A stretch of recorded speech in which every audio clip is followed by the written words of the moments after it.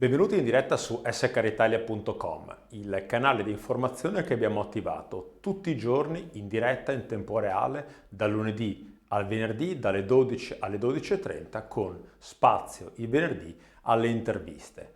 Oggi è una puntata ricca, è una puntata ricca di notizie dell'ultima ora e come sempre la puntata è divisa in tre parti. Nella prima parte spazio alle ultime notizie, nella seconda parte spazio alle domande con risposte, ne riceviamo ancora tante all'indirizzo emergenza@spolverato.com e al portale Esperto Lavoro. E nella terza parte la sezione Cura Italia, questa volta 2 interviste e una storia davvero interessante da raccontare. È lunedì, parte la settimana che ci porterà a Pasqua, speriamo che sia una settimana di speranza e di buone notizie. Cominciamo con le notizie dell'ultima ora. Cassa per neoassunti, se ne sta parlando molto, in qualche accordo sindacale già si inizia a indicare previsioni che possono consentire poi di ricomprendere anche tutti quelli che sono stati assunti dopo il 23 di febbraio.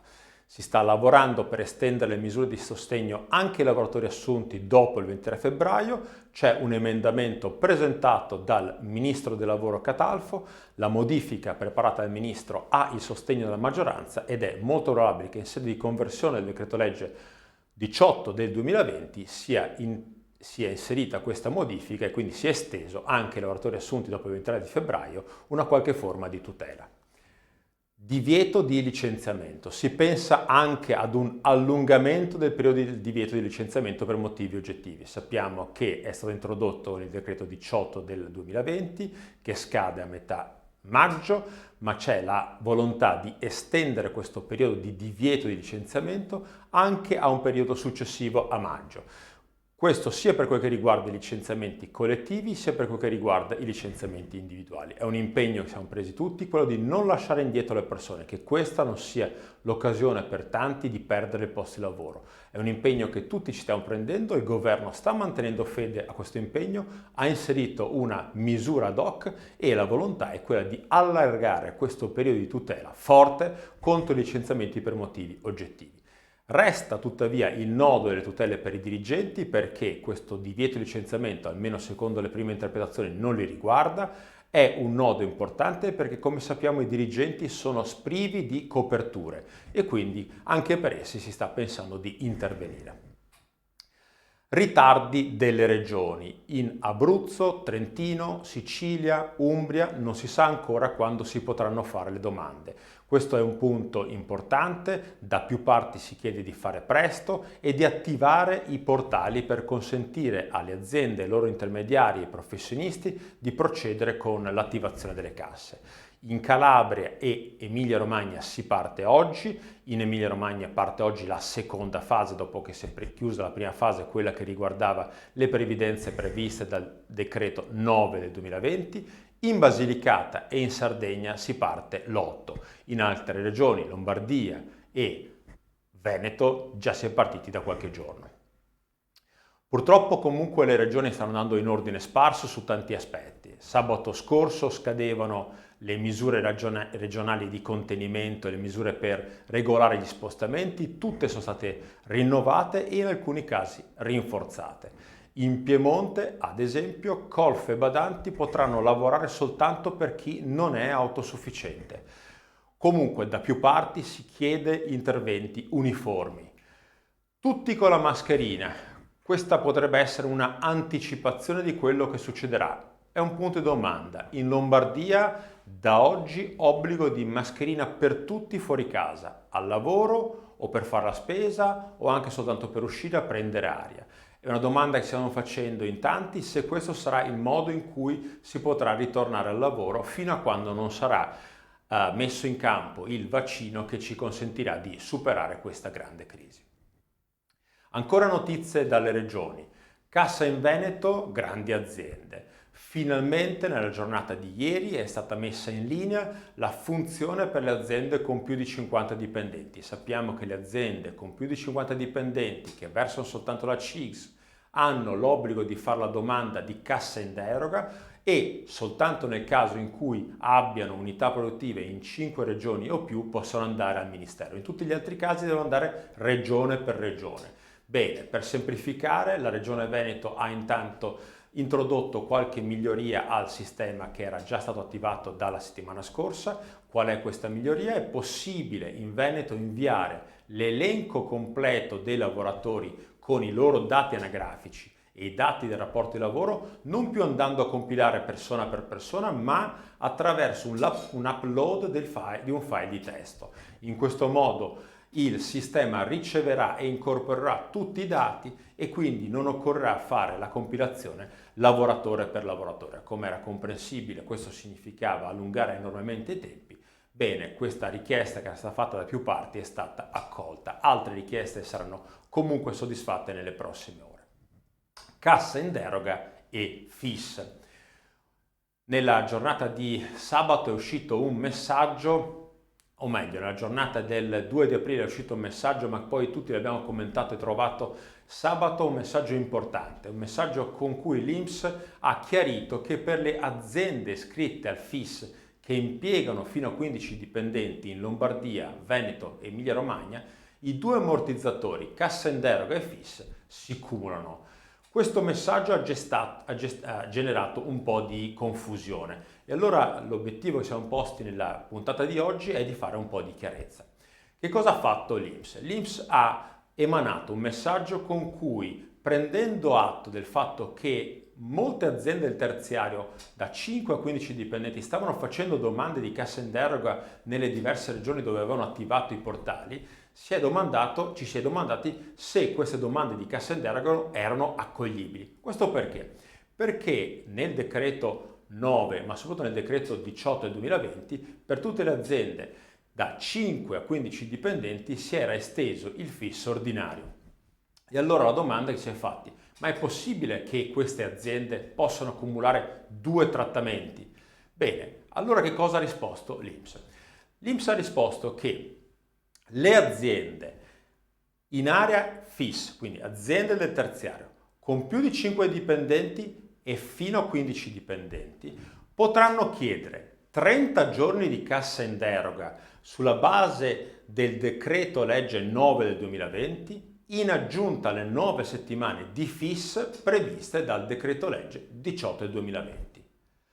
Quindi per queste aziende vi sono due ammortizzatori attivabili, uno presso le diverse regioni e uno attraverso il portale dell'INPS con il FIS. La domanda che tutti ci siamo fatti nella giornata di sabato qual è stata? Cosa succede per chi ha già fatto domanda di cassa in deroga o di FIS? Bene, anche su questo l'INPS ha dato dei chiarimenti. Le domande di cassa in deroga già presentate potranno essere accolte nel limite massimo di 30 giorni a far data del 23 febbraio. Le domande di FIS potranno essere accolte per periodi diversi. Questo però significa anche che se abbiamo fatto la domanda di FIS, starà buona la domanda di FIS e poi avremo la possibilità di avere altre 30 giornate per la cassa in deroga. Se abbiamo fatto la domanda di cassa in deroga, avremo 30 giornate e poi potremo chiedere le 9 settimane di FIS. Questo è quello che l'INPS ha chiarito. Si avrà cioè la possibilità di fruire sia della cassa in deroga per la durata massima di 30 giornate o di un mese, sia del FIS per un periodo massimo di 9 settimane, senza tuttavia possibilità di cumulare le indennità per gli stessi periodi. Questo è un chiarimento importante. Quindi un po' di confusione, ma alla fine il messaggio dell'INPS è chiaro e va inteso in questi termini. Ricordiamoci che riguarda soltanto le aziende da 5 a 15 dipendenti, da più di 5 fino a 15 dipendenti, con unità produttive in Veneto, Emilia-Romagna e Lombardia. Altri chiarimenti sono arrivati dalla circolare 8 dell'Agenzia delle Entrate, che ha emanato una circolare che chiarisce alcuni punti importanti. Un primo punto riguarda le verifiche sugli appalti. Come sappiamo, i committenti a partire da gennaio di quest'anno hanno alcuni obblighi di verifica e di controllo sul versamento delle ritenute fiscali sui redditi dal lavoro dipendente, quindi sulle retribuzioni del lavoratore dipendente, dei lavoratori impiegati negli appalti cosiddetti labor intensive, quegli appalti dove c'è largo utilizzo di manodopera. Bene, la domanda che da più parti ci si faceva è se In conseguenza di quello che sta succedendo, queste verifiche sono confermate, si devono ancora fare o invece tutto è sospeso. Il decreto legge 18/2020 ha sospeso le verifiche sulle ritenute e sugli appalti. Questa è la domanda che si faceva. La circolare 8/E dell'Agenzia delle Entrate chiarisce che il blocco dei versamenti delle ritenute fiscali riguarda soltanto le aziende che operano nei settori indicati dagli articoli 61 e 62. Questo significa che solo per le aziende che rientrano in quelle categorie, in quei settori, le aziende del turismo, la ristorazione, le palestre, sono sospesi gli obblighi di versamenti e quindi anche i controlli. In tutti gli altri casi, per tutte le altre aziende, in tutti gli altri settori, tutto resta confermato, le verifiche sono dovute, si dovrebbero fare e anzi ricordiamo che dal 30 di aprile finisce la moratoria sulle sanzioni, quella moratoria che era stata introdotta proprio a gennaio. Quindi verifiche sugli appalti, il blocco dei versamenti riguarda soltanto certi settori, per tutte le altre aziende e committenti restano confermati gli obblighi e la circolare numero 8 dell'Agenzia delle Entrate è chiara su questo punto. La circolare è chiara anche su un altro punto, quello che riguarda il bonus da 100 euro. Con la circolare 8 l'Agenzia ha chiarito che il bonus si paga in ragione del numero di ore lavorate rispetto al numero delle ore lavorabili, quindi il bonus va proporzionato in ragione del numero delle ore lavorate rispetto al numero delle ore lavorabili nel mese e non spetta, ha chiarito la circolare dell'Agenzia delle Entrate, nel caso di smart working. Quindi ai lavoratori che hanno lavorato in smart working non spetta per le ore di smart working, spetta a tutti quelli che nel mese di marzo hanno lavorato in sede o hanno continuato a lavorare come prima senza differenza rispetto a quello che succedeva. Il limite di reddito dei 40.000 euro, è stato poi chiarito, è riferito soltanto al reddito da lavoro dipendente. Questo amplia sicuramente la platea dei beneficiari. Altri chiarimenti sono venuti dall'INAIL. In questi giorni è stata pubblicata una circolare davvero molto importante, la circolare numero 13/2020. Con questa circolare l'INAIL ha chiarito che la malattia da infezione da coronavirus, qualora sia contratta negli ambienti di lavoro e o nell'esercizio delle attività lavorative, deve essere considerata come infortunio sul lavoro. È un chiarimento importante e ha chiarito l'INAIL alcune altre cose. L'ambito della tutela riguarda principalmente gli operatori sanitari, perché vivono e lavorano tutti i giorni in contesti ambientali dove è più probabile il rischio di infezione, ma riguarda anche tutte quelle attività che comportano il costante contatto con il pubblico e quindi nel caso in cui addetti alle casse, addetti alle vendite, personale non sanitario operante negli ospedali venga a contrarre nell'ambiente di lavoro, in ragione del lavoro o in occasione del lavoro o nell'esercizio delle loro attività o funzioni, questa malattia, anche per loro, quella malattia sarà da considerare come infortunio sul lavoro.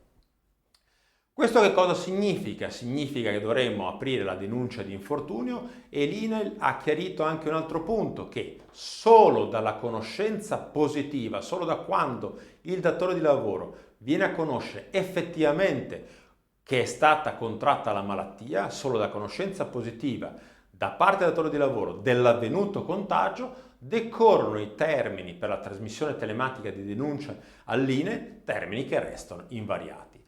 Quella circolare dell'INAIL è importante anche per un'altra ragione.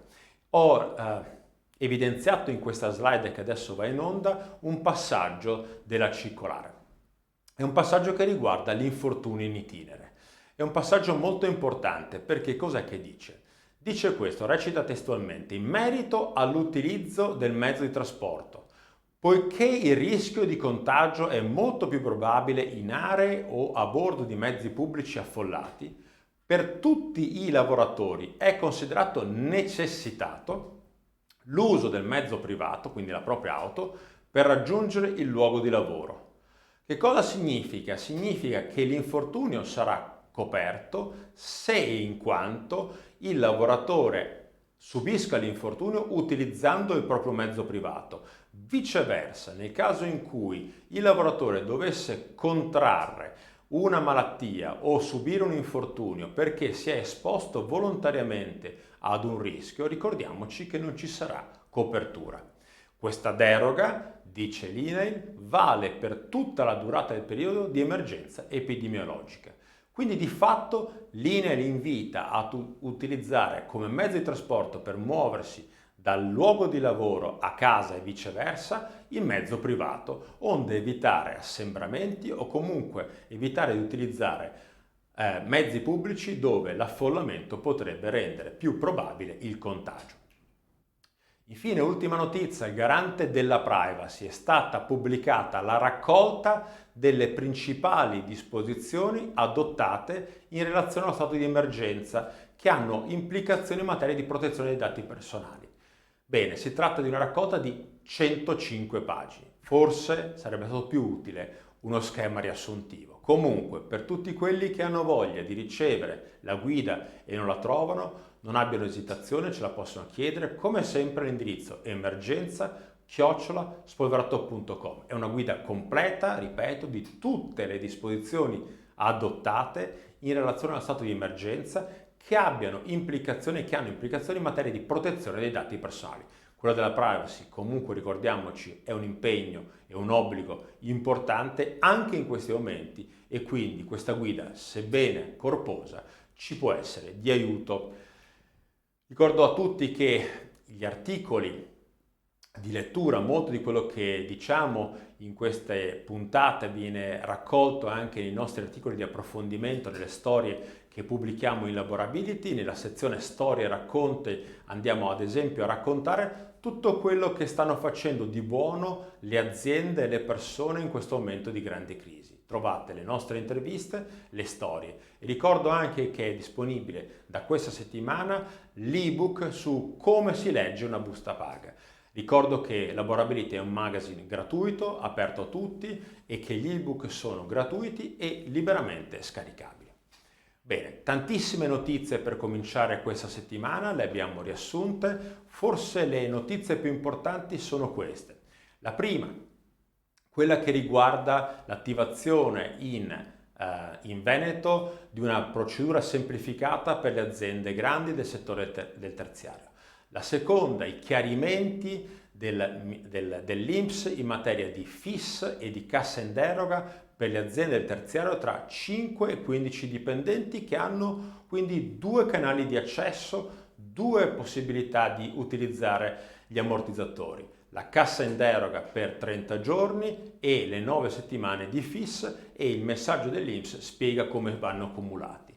La terza notizia che abbiamo ricordato è quella della circolare INAIL numero 13 con tutti i chiarimenti che ho ricordato. Bene, seconda parte, spazio alle domande. Abbiamo selezionato tra le tante domande che continuano ad arrivare al portale espertolavoro.com e all'indirizzo emergenza@spolverato.com, abbiamo selezionato due domande. La prima è questa. La domanda è stata fatta da un professionista del lavoro che sta caricando, come tanti di noi, le domande sul portale dell'INPS. E la domanda è questa. Ho appena inoltrato la prima domanda di FIS.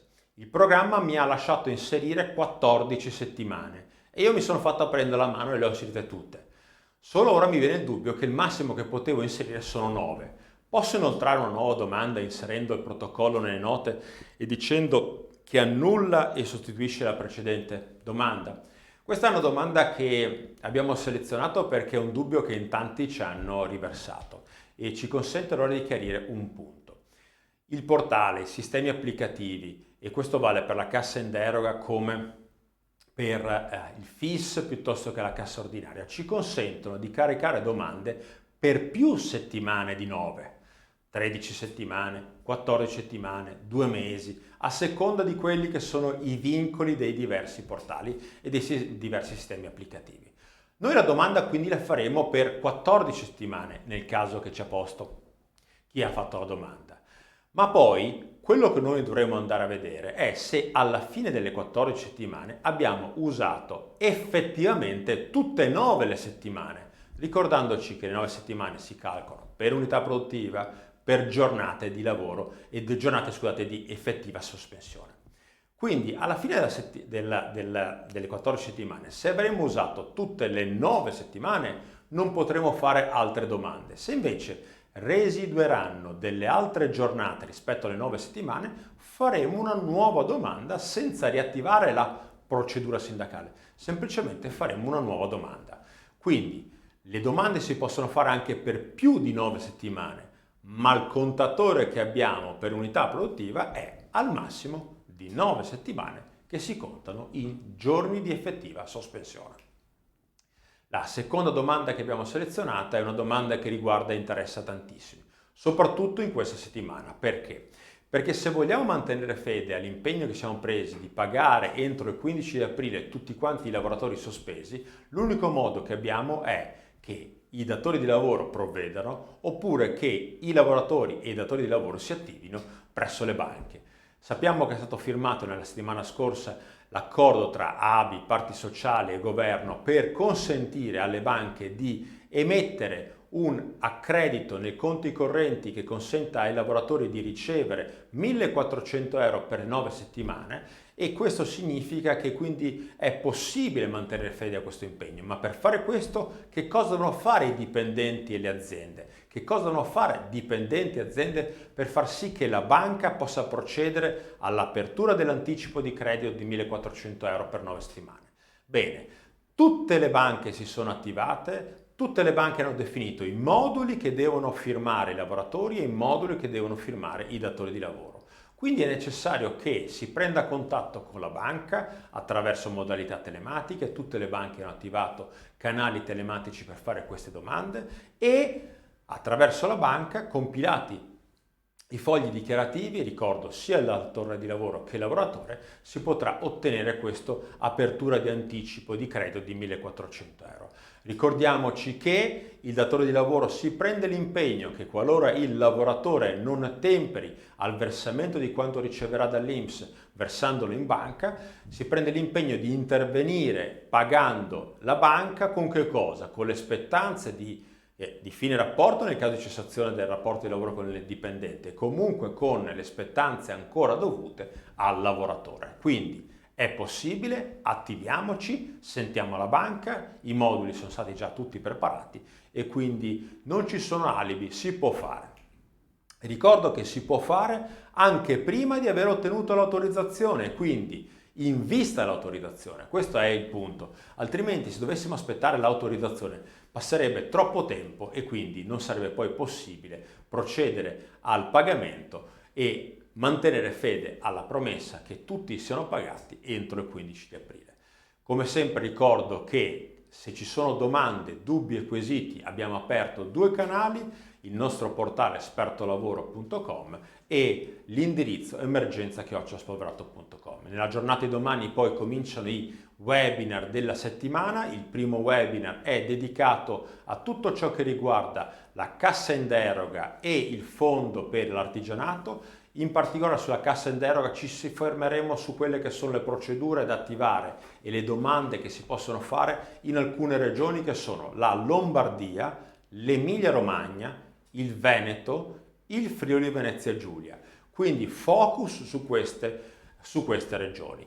Nei webinar dei giorni successivi invece si ritornerà a parlare di paghe e chiusura delle paghe di marzo e casse e sistemi di protezione e misure di protezione per i lavoratori, congedi, permessi, ferie, anticipi, cessione del quinto e pignoramenti, tutto quello che dobbiamo ricordare quando andiamo a elaborare le paghe di marzo, e poi cassa ordinaria e FIS, tutte le ultime novità e tutti gli ultimi aggiornamenti. Come vedete, tutti i giorni ci sono novità, o chiarimenti o modifiche, e ancora ce ne saranno perché i decreti che stiamo commentando, i decreti che stiamo utilizzando, che sono oggi la base giuridica dei diversi interventi, sono tutti in corso di conversione, sia il 9 che il 18, che sono i 2 decreti che hanno introdotto le misure per gestire l'emergenza lavoro. Nella sezione Cura Italia questa volta abbiamo deciso di selezionare Due interviste davvero molto interessanti che sono state rilasciate nei quotidiani nei giorni scorsi. Una è l'intervista di Leonardo Del Vecchio rilasciata a Repubblica e l'altra è l'intervista di Giovanni Pasini, sempre rilasciata a Repubblica nella giornata di domenica. Bene, sono due interviste davvero molto interessanti, ne abbiamo selezionato un pezzo e poi abbiamo raccontato anche un'altra storia, una di queste storie stupende di questa Italia meravigliosa che sta facendo di tutto per resistere. Comincio con un pezzo dell'intervista di Leonardo Del Vecchio, patron di Luxottica. Essere grandi, dice, vuol dire farsi carico di grandi responsabilità verso le persone, ma non soltanto. Non soltanto verso le persone, ma anche verso tutte le aziende che lavorano con noi, tutte le aziende che operano nel mercato e che lavorano insieme. Parla a proposito di aziende e sistemi di reti di aziende e dice un passaggio veramente molto bello. Metteremo tutta la nostra tecnologia, tutte le nostre piattaforme al servizio di ogni operatore per favorire la ripresa. Ecco, questo è lo spirito del diamoci una mano, del prendiamoci cura delle persone, prendiamoci cura delle persone, delle imprese con cui lavoriamo, anche dei fornitori, cioè il grande tema dei pagamenti ai fornitori. In tanti si stanno dando da fare per assicurare a tutti i pagamenti, perché se non veniamo pagati poi la catena si spezza. Bene, questo passaggio è davvero importante, la intervista è comunque tutta veramente molto bella, la potete trovare nel sito di Repubblica o comunque scaricare leggendo il giornale. L'altra intervista che abbiamo selezionato è un'altra intervista davvero molto importante. Pasini, presidente del gruppo Feralpi, presidente degli industriali di Brescia, ha rilasciato un'intervista che mi ha molto colpito e ve la segnalo. Che cosa dice? Vi è il rischio che questa grande crisi possa diventare asimmetrica, con le aziende italiane chiuse e quelle straniere aperte. Come sta succedendo, dice, alle aziende del mio gruppo. In Germania le aziende del mio gruppo stanno continuando a lavorare e stanno continuando a lavorare producendo lo stesso prodotto delle aziende che abbiamo in Italia, aziende che invece sono chiuse. Questa è una richiesta importante.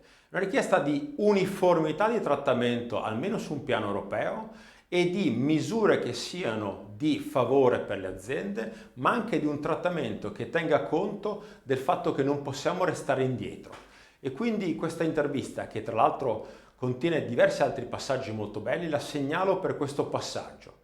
Perché? Perché deve esserci un impegno non soltanto dell'Italia, ma di tutta l'Unione Europea a non lasciare indietro nessuno e a trattamenti che siano uniformi, in modo che non ci siano poi aziende e paesi di serie A e aziende e paesi di serie B. Anche questi tipi di interventi ci aiutano a prendere consapevolezza di quello che sta succedendo e prendersi cura delle persone, delle aziende, di quello che sta succedendo. Concludo con una storia stupenda, quella di Christian Fracassi. Andate a cercare dentro Google, troverete un sacco di informazioni su questo ragazzo. È riuscito a far stampare a iniezione la sua valvola 3D con la stampante 3D per trasformare le maschere da snorkeling distribuite da Decathlon in maschere per salvare la vita. È una storia meravigliosa di questo ragazzo che fa capire come l'ingegno nei momenti di crisi ci aiuta a immaginare il futuro. Andate a cercare questa storia davvero bellissima. Chiudiamo con il nostro impegno, il nostro hashtag. Noi abbiamo preso due impegni. Il primo, salvare il lavoro, prenderci cura delle persone. E il secondo, iniziare a immaginare il futuro che sarà ancora al lavoro. Bene, ne parleremo nell'incontro che faremo a ottobre, il 6 di ottobre all'Orto Botanico, un incontro aperto a tutti, gratuito, dove tutti ci troveremo, speriamo possibilmente in tanti, per parlare e ragionare insieme su come sta cambiando il lavoro, che cosa ci portiamo dietro da questa grande esperienza che stiamo vivendo, grande e tragica insieme. Chiudiamo con ricordando i prossimi appuntamenti. Intanto da domani saremo anche su Il Sole 24 Ore con la nostra pubblicità. Perché abbiamo deciso di mettere quello che facciamo a disposizione di tutti gratuitamente con la diretta e pubblicizzarla su un canale come quello così autorevole come quello del Sole 24 Ore.